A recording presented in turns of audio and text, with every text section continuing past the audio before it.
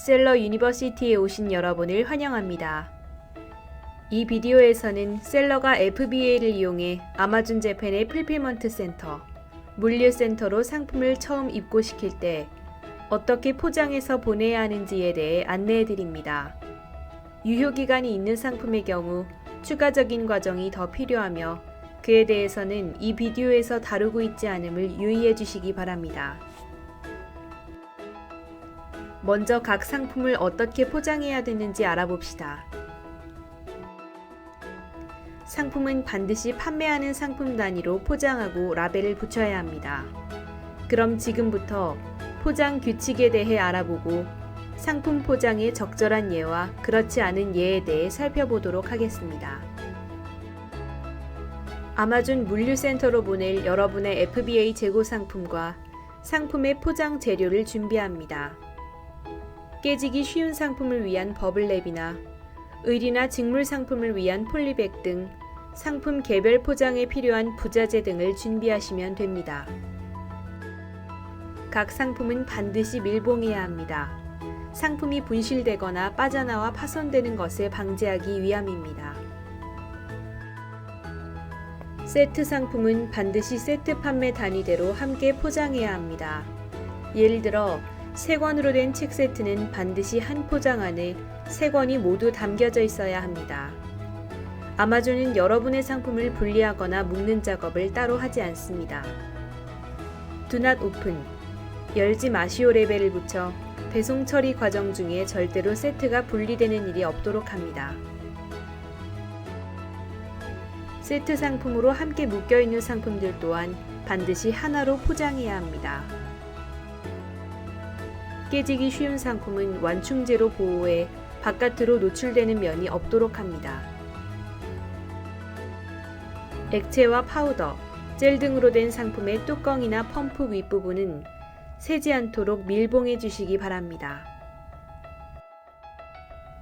아마존에서 허용하고 있지 않은 광고 책자나 가격표, 스티커, 그 외 각종 마케팅 자료를 동봉해서는 안 됩니다. 이제 여러분의 상품을 알맞게 포장했습니다. 다음으로 상품에 어떻게 라벨을 붙이는지에 대해 알아봅시다. 만약 여러분의 FBA 재고 상품이 라벨을 부착하지 않아도 되는 경우, 즉 스티커레스 코밍글드 인벤토리에 해당하는 경우에는 이 단계를 건너뛰셔도 됩니다. 각각의 판매 상품에는 그 상품에 맞게 정확한 상품명과 상태가 표시된 라벨을 부착해야 합니다. 라벨이 없어지면 물류센터에서 여러분의 상품을 입고할 수 없게 됩니다. 각 포장 상품에 부착할 라벨을 준비합니다. 쉬핑 플랜을 작성한 뒤에 상품 라벨을 인쇄합니다.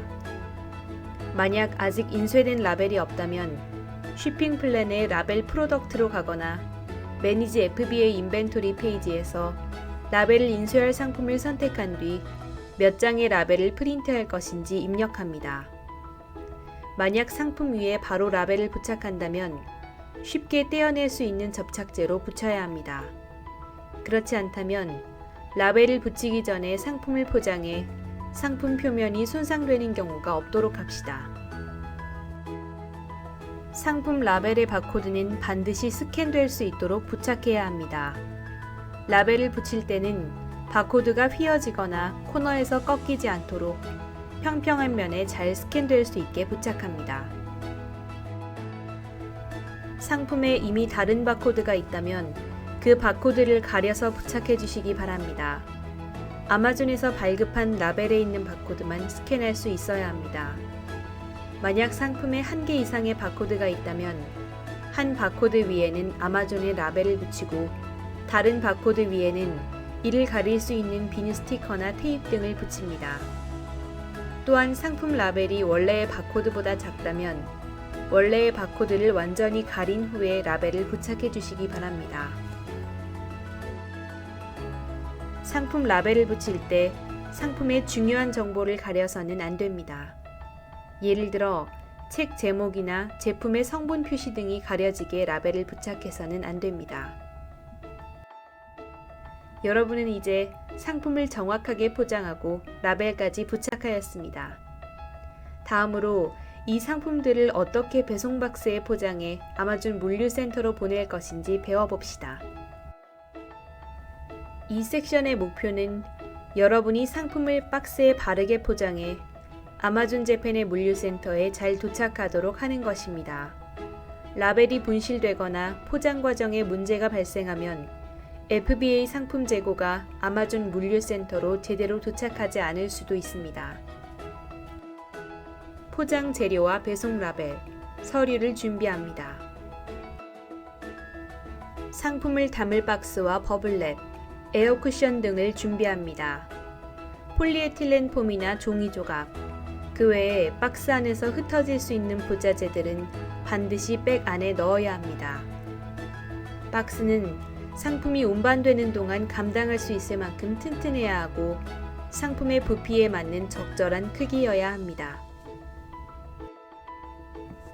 여러분의 FBA 재고를 아마존 재팬 물류센터로 정확히 보내기 위해 상업 송장, 배송 운송장, 배송 라벨, 이 세 가지가 반드시 필요합니다.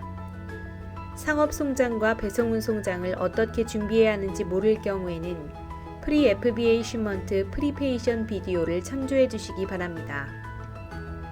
배송 라벨은 셀러 센트럴의 쇼핑 플랜에서 출력할 수 있습니다.